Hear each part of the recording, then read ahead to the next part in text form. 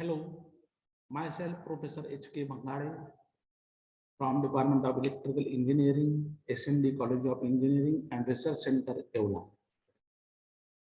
I welcome you and the online lecture series of Basic Electrical Engineering for first year course. So today we will discuss the capacitors connections. It is how the capacitors are connected in circuits. So mainly the combinations of the capacitors is connected in circuit is either in series or in parallel. So that today we will discuss. So the series capacitors. So when the capacitors are connected in series, the total capacitance is smaller than the smallest one. The general equation for capacitors in series is C of t is equal to 1 upon C1 plus 1 upon C2 plus 1 upon C3 plus 1 upon C of t. So if n number of capacitors are there, then simply the equivalent or the reciprocal of the equivalent resistors in this equation also we can be placed as the reciprocal of the equivalent resistance C equivalent 1 upon C equivalent is always the sum of the reciprocals of the individual capacitances. Means 1 upon C equivalent is equal to 1 upon C1 plus 1 upon C2 plus 1 upon C3 plus dash 1 upon Cn. So whenever the capacitors are connected in series, that time, and if we apply certain voltage, then certain key points you should always be remembered that for all the capacitors in series, the charge on all of them is always the same, but the voltage across them is different. So remember, whenever they are in series, that time the charge on the capacitor is always the same, but the voltage across each capacitor is different. So here the two capacitors, if we consider in series, then their equivalent resistance can be put like this, but as a product over some rule, it can be put on as 1 upon C of C equivalent is equal to C1 C2 upon C1 plus C2. Another thing that you keep in mind that the smallest capacitor has the largest of the voltages across it, and C equivalent is lesser than any of the capacitors in the series string. So you remember these key points. Now here one example is here the two capacitors C1 and C2 having the value of 0.001 microfarad and 800 picofarad are connected in series. So find out the total equivalent capacitance of these capacitors. So the equivalent capacitors by the product over sum rule is C1 C2 upon C1 plus C2, right? And that the answer you will get as a 444 picofarad. So now let us see the parallel connections in the capacitors. So consider, suppose the two or more than two capacitors are connected in a parallel. So as shown in the figure below, so that time here the two capacitors are shown parallelly. C1 and C2 are connected in parallel. So when the capacitors are connected in parallel, the total capacitance is always the sum of the individual capacitors. The general equation for the capacitor is thus C of t or C equivalent is always equal to sum of all the individual capacitors. That is C of t or C equivalent is equal to C1 plus C2 plus C3 plus dash Cn. So here one example, two capacitors C1 and C2 having value of 0.01 microfarad and 800 picofarads are connected in parallel connection. So their equivalent is always sum of these two capacitance and it is 1800 picofarad. Now, one thing you might be noted that these connections of the capacitors either in series or in parallel, we have already studied the resistors in series and parallel. So it is exactly opposite to that of if the two resistors are connected in parallel, then their equivalent resistance is always, or the reciprocal of the equivalent resistance is always the sum of the reciprocals of the individual resistances. And here, in case of capacitor, the equivalent capacitance is the sum of the individual capacitance. So it is exactly opposite to that of the relation exhibited with the parallel connections of the resistors. So you keep in mind. Now, when we will connect the capacitors in a DC circuit, that time, what is the behavior of the capacitor? So that we will see. So when the capacitor is charged through a series resistor, so here one capacitor is there and it is in series with this resistor. Here one switch is there and it is connected across a battery having a voltage source Vs.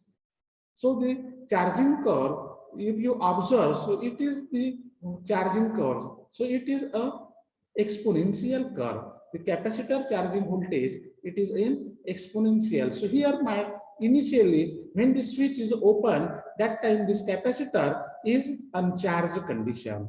Means no charge will be there, means the voltage across this capacitor is zero. So at time t is equal to 0, you will get the voltage across this capacitor as the 0. But as soon as I will switch on this switch or close this switch, that time this battery is directly connected to this capacitor through the resistance R. Now what happened? Initially this capacitor is uncharged condition. So what happened? Rapidly the initial voltage is 0 at time t is equal to 0, and as the current flows through this capacitor, right? So the voltage across this capacitor increases as the charge on the parallel plate capacitor are increases or are accumulated on both the plates. So as the charges are accumulated on both the plate, the voltage across this capacitor is increases and increases in exponential manner and will reach at one stage equal to final value, that is whatever the supply voltage. So similarly, at the same time, this is the voltage charging curve of the capacitor and this is the current curve of a charging current curve of a capacitor while it is charges. So initially at time t is equal to 0, the capacitor is uncharged condition. So that time the voltage across this is 0, but as soon as I will turn it on, that time the maximum current will flow through this circuit. And that maximum current, it is the initial current. So here that maximum current will be observed. And as the capacitor goes on charging, so this current reduces and it is a reducing exponential curve. So at the last, when the capacitor is completely charged, that time no more current will flow through the circuit and that current reaches to 0. So here this curve shows that after some time this current reaches to 0, but at the same time my voltage is maximum, that is the supply voltage, right? So this curve, this is the rising voltage curve and it is a falling current curve, but both are an exponential relationship. So here when the capacitor is discharged, the same thing is here explained through a resistor. The discharge curve is also an exponential. So the charging curve we have explained, that is an exponential relationship. So when the capacitor is discharged, now here I have removed the battery and I will connect the charge capacitor through a series resistance R and one switch is there. So when I close this switch, that time this capacitor will get discharged to this resistance. Okay, and whatever the energy this capacitor has in it, so that will be get utilized in a certain hit in this resistor. So the exponential relation is exhibited in between them. So here the curve you are observing, that is initial voltage, that is maximum voltage was there, right? And after that it reduces because that voltage is get utilized in hitting this resistance and the voltage falls. So it is a falling curve and it is an exponential relationship. And at last when the capacitor is completely discharged, that time the voltage reaches to 0 volts. Similarly, this is the discharging current. Initially, the discharging current is again high, right? And after that, when it's complete discharge, it becomes 0. So this is the discharging current and it's discharging voltage of a capacitor. So the capacitors, the same shape of the curves are seen if a square wave is used for the source. Now instead of using, I will use the square waveform to charge this capacitor. So what you observe, so this is the supply voltage Vs, square wave I have fed to this capacitor by removing the battery. Okay, so here is my capacitor through this resistance. So what I will get, this is the charging curve Vc. Then after the first cycle, first positive half cycle, what I will get, a negative or falling edge is there. So that time here my capacitor voltage again falls. Again second pulse will appear, and for second pulse I will get such a charging waveform of the capacitor voltage. Similarly, the resistance VR resist voltage across this resistance, it is like this. Okay, so you will observe this relationship after the closing of the switch.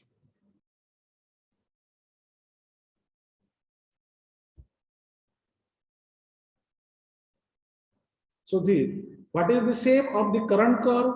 So the shape when it is discharged through resistance, that time the current has the same shape as VR.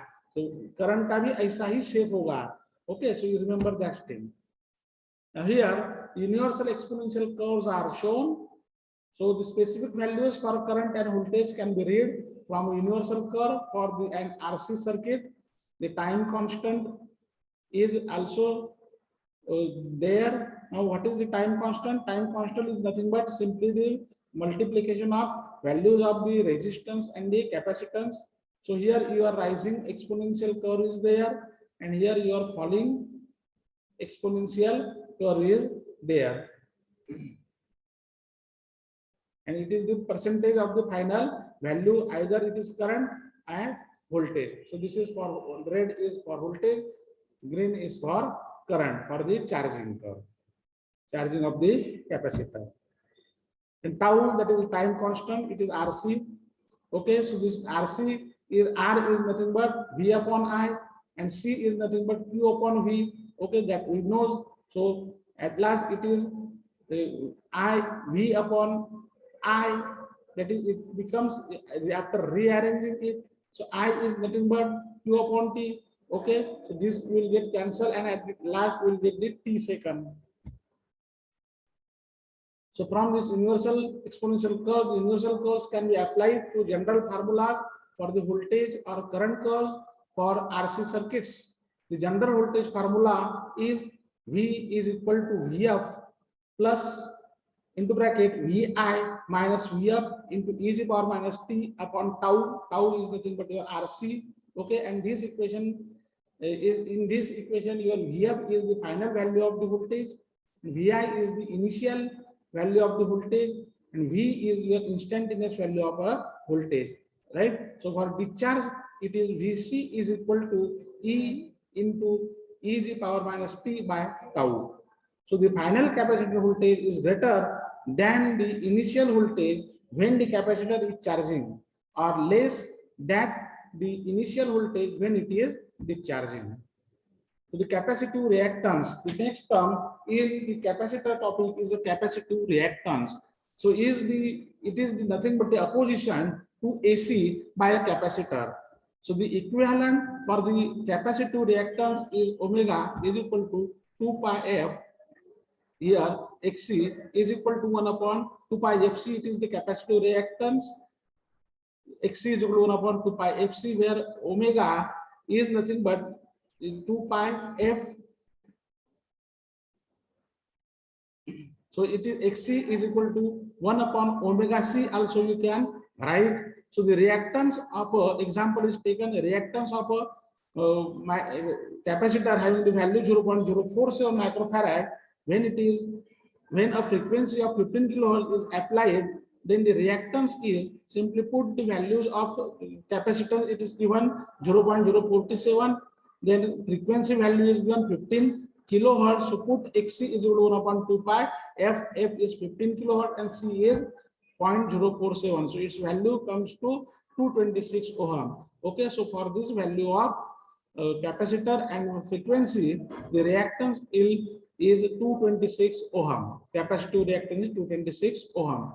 Then capacitive phase shifts. When a sine wave is applied to a capacitor, okay, that time the certain phase shift you will get, and there is a phase shift between voltage and current.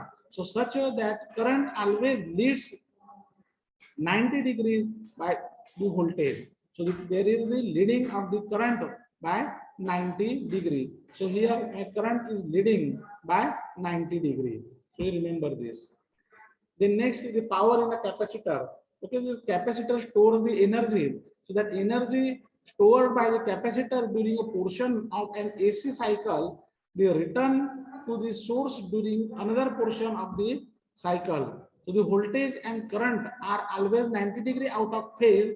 For this reason, no true power is dissipated by a capacitor because stored energy is returned to the circuit itself. The rate at which the capacitor stores or returns the energy is called reactive power. The unit of reactive power is VAR, that is volts ampere reactive. Now here switch capacitor. The switch capacitors move charge in a specific time interval between 2 points and that are different voltages.